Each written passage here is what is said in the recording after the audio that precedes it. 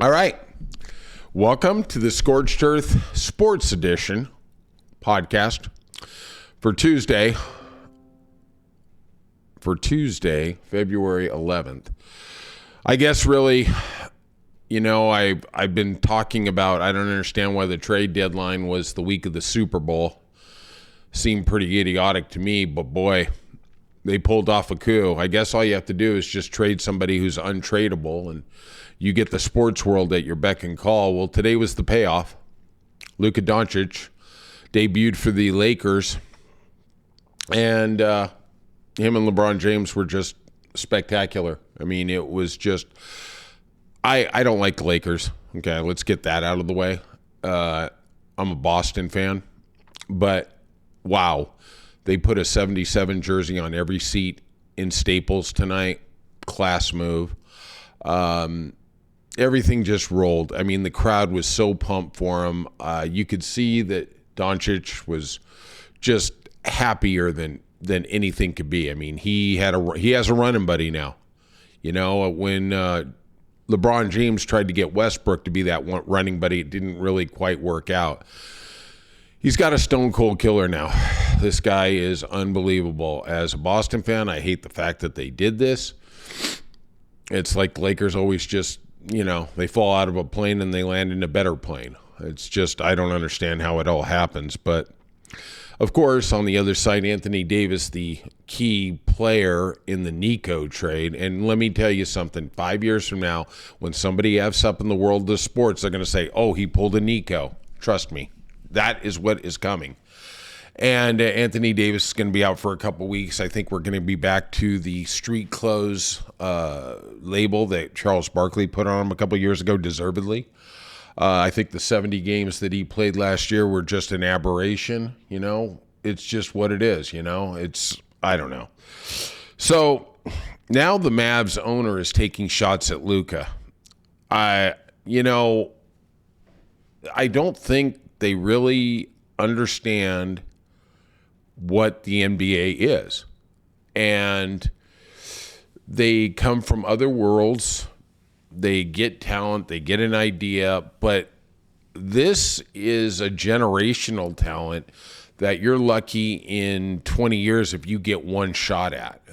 I look at teams, and I did this the other night. I was like, the Clippers have never had anybody in their entire history as good as this guy. Sacramento, no. Phoenix is kind of a little iffy, and I wouldn't even put Charles Barkley in that because he was a little older and he had a little more mileage on him. I mean, just keep going through the list. I mean, it's very few teams get somebody like this every 20 years. Yeah, I know the Mavs had Dirk. Dirk was a really, really great player. They got lucky. They got a second guy. It's kind of like the Lakers, you get Kobe and, you get every good player, Magic, and then you get, James Worthy, and you get Kobe, and it's like, oh my God, I want to vomit. But back to the Mavs owner. First of all, we'll go back to the other day when Nico said that the future to me is 3 to 4 years from now. Okay. That's the timeline of Donald Trump. Yeah, okay. Scorched earth, baby. Just burn it all to the ground. In 4 years, let somebody else take care of the mess. He thinks he's going to win a title. You were in the finals last year with the guy you just traded. He carried the team. Let's not make a mistake there. He also said, threw this in, how prophetic is this? The future 10 years from now, they will probably bury me and Jason Kidd by then. Let me tell you something. Jason Kidd's walking away from this. He's like, oh, I really wasn't sure what was going on. I'm just the coach. Yeah, because he doesn't want to go down with this ship. This is like the guy, doing slaloms in the icebergs on the Titanic. There's only going to be one guy they're going to hang around. It's going to be Nico. This guy is so bloody stupid. I don't even know where you go. So the Mavs owner, this gentleman named Patrick Dumont out of the Adelson Group from Vegas, to the Dallas Morning News Sunday. In my mind, the way teams win is by focusing, by having the right character, by having the right culture, and having the right dedication to work. as hard as possible to create a championship winning outcome. And if you're not doing that, you're going to lose. All right. We got a winner here. Yeah, okay. Then he goes on. Now, first of all, you do realize you were in the finals last year, right? I mean, hello? I'm still stunned by that whole thing. Now, let's get into the other part. This is where in the interview, the writer said he got very forceful and almost antagonistic. If you look at the greats in the league, the people you and I grew up with, Jordan, Bird, Kobe, Shaq, they worked really hard every day with a singular focus to win. He said, and if you don't have that, it doesn't work. And if you don't have that, you shouldn't be part of the Dallas Mavericks. That's who we want. I'm unwavering on this. The entire organization knows this. This is how I operate outside of basketball. This is the only way to be competitive and win. If you want to take a vacation, don't do it with us. Wow. Sounds like he went to the Elon Musk school of taking over X and taking a $45 billion company and making it worth $4 billion. Okay. First of all, I'm sure Patrick Dumont takes plenty of vacations, but okay. I don't think he understands what he just said there.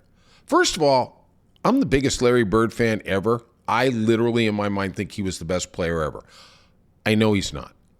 But in my mind, he is. He's probably the player from the old school that would do the best in the current NBA because he was so lethal with the three-point shot. But I'm diverging here.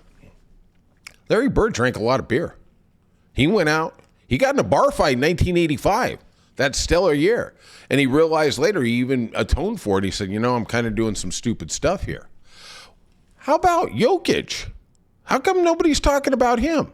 You know why? Because the guy puts numbers on the court. I don't really care. It's kind of like back in the day, Brett Favre. He came to Green Bay.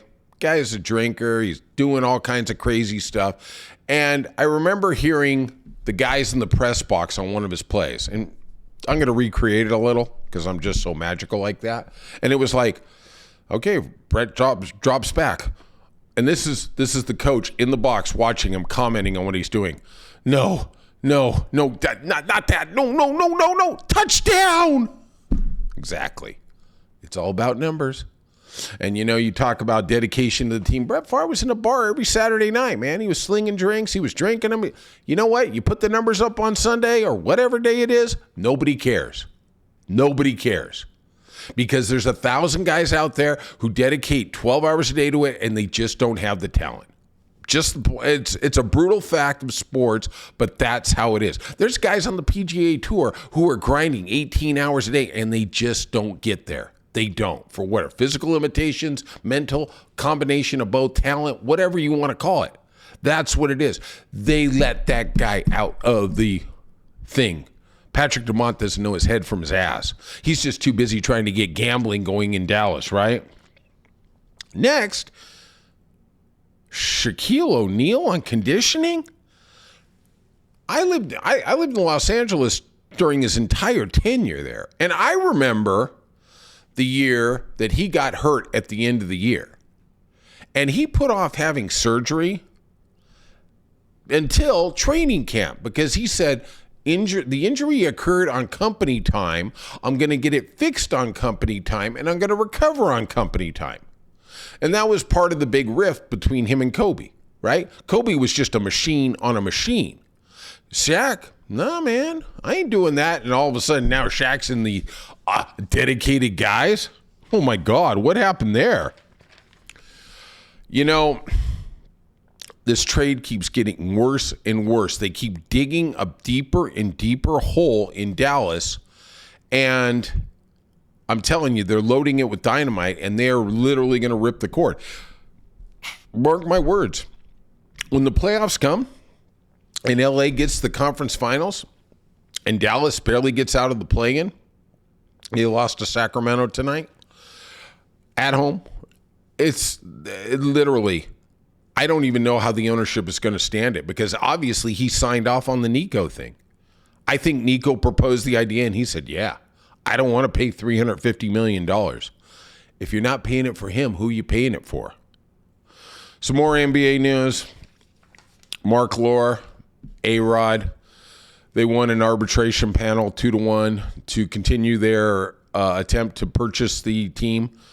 It now needs the Board of Governors approval in the NBA. I don't know. Mr. Taylor, who's owned the team for quite a long time, seems pretty angry about this. I don't know where you go from this. It was binding arbitration. I don't know if he can curry favor with the Board of Governors to stop the sale. We shall see. Also, Shams is reporting from ESPN that the Mark Williams trade, Charlotte is kind of trying to find ways to protest the Lakers rejecting it. If you ask me, I think the Lakers, once they made the trade, had buyer's remorse. And they thought, we're giving up way too much. We're giving up more for this guy than we did for Luka. And I don't want to hear it. You want to put the comments in, go ahead, about Anthony Davis is better than everybody. Yeah, okay.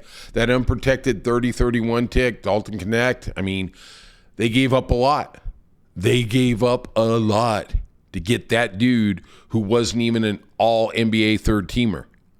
And I think somehow they go, we overreached here. We overreached that 30-31 or 20-31 pick. 30-31, yeah, that'd be a good one to give away.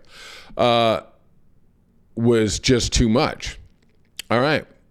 So a couple other little things in the news. Michaela Schifrin, who literally I think is in the top 2 or 3 most talented athletes in the world. She's a giant slalom racer, a woman's racer. She is literally the most talented lady going down the slope. She had a terrible wipeout in Vermont, and she says now she has PTSD. And I'll tell you something.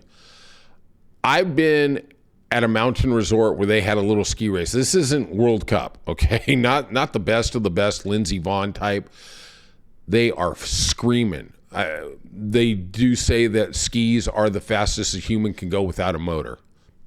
Maybe it's true, maybe it's not. I don't know.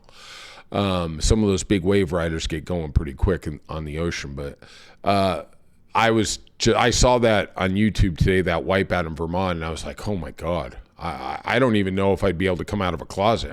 This girl, they win by hundredths of a second in a race. They've got to cut every corner. They've got to live on the razor's edge. And the poor thing, she just got smashed. I don't understand for the life of me why Lindsey Vonn is returning. I guess maybe she realized that she couldn't be really a social ski blogcaster. I was going to be very successful. Maybe she can go back and find one of Tiger's buddies and hook up with him. I don't know. It didn't work out with Subban in the NHL, so keep fighting there, girl. Keep fighting there. Maybe Jalen Hurts needs a girlfriend. All right, if you could, please hit the subscribe and like button. I'd really appreciate it. Leave your comments. I'll respond to them on the air, and you have a good day.